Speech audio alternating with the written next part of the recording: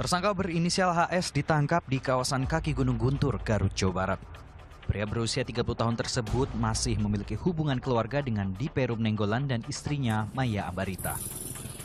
Kamis malam polisi menggiring tersangka ke aliran Kalimalang di Jalan Tegal Danas, Cikarang.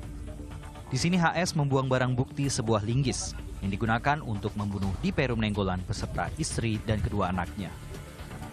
Namun pencarian belum buahkan hasil. Polisi belum temukan barang bukti lantaran derasnya arus aliran Kalimalang.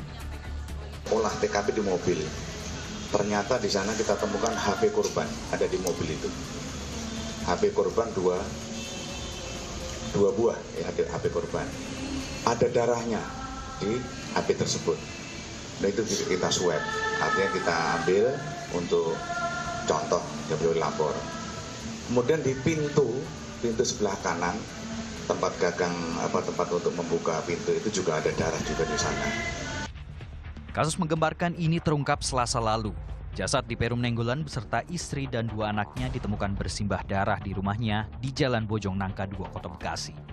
Sejumlah kejanggalan ditemukan dalam olah TKP, seperti kondisi pintu yang tak rusak dan barang berharga milik korban yang masih utuh. Rendiato melaporkan untuk